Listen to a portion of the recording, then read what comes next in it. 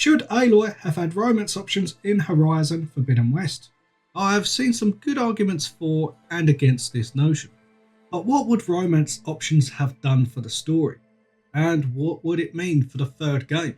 In this video, I'm going to try and answer those questions. So the main reason why people would want Aloy to have romance options is purely because they want Aloy to be happy.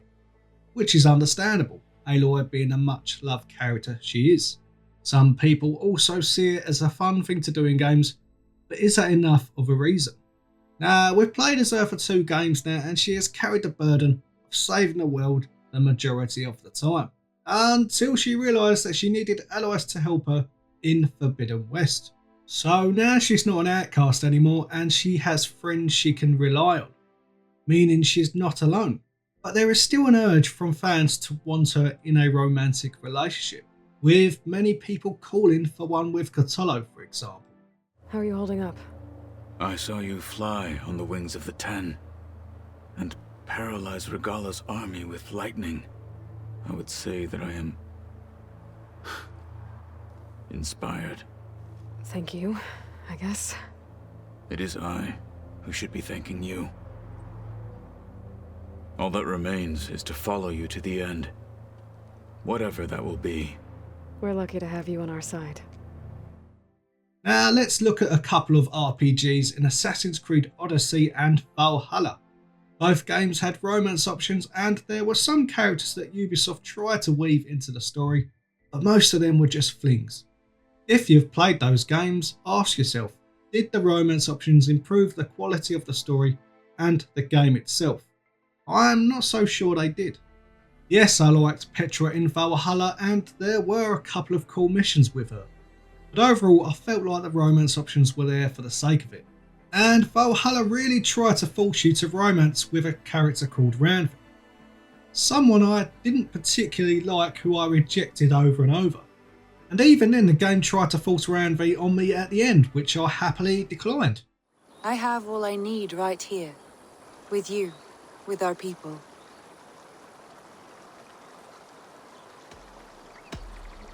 I am grateful. So much of our prosperity we owe to you. I hardly know where to begin. You are my truest friend, Randvi.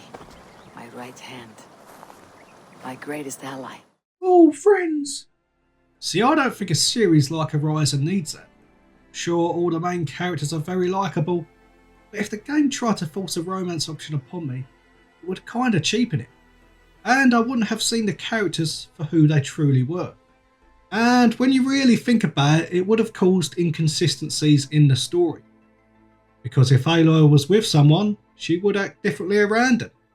Let's also state the bleeding obvious here and say that Aloy was extremely distracted by the threat of the Zeniths and simply had no time. Unlike Eivor, who had about 100 alliance arcs to complete while Sigurd was imprisoned by Folke. I mean, I still can't believe that.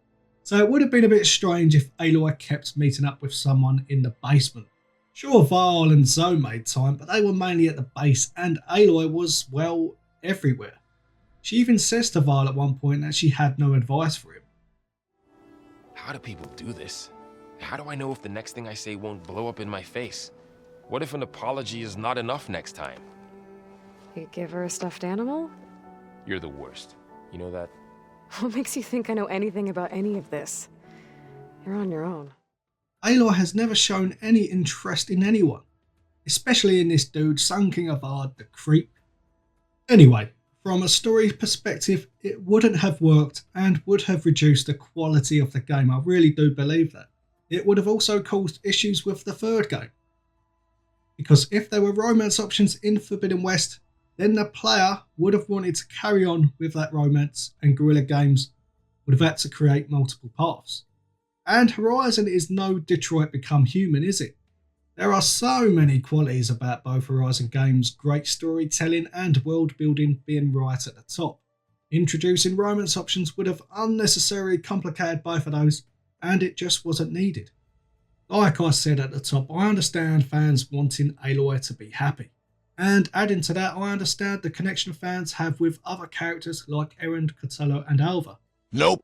So people want the opportunity to romance him. I get it. but it's my belief that romance options should never be in a Horizon game. Now, if the third game had Aloy getting romantically involved with someone, and it made sense in terms of the narrative, then I'll be all here for it. But random flings like in the last 2 Assassin's Creed games are just not needed, and I'm glad Guerrilla Games decided against it.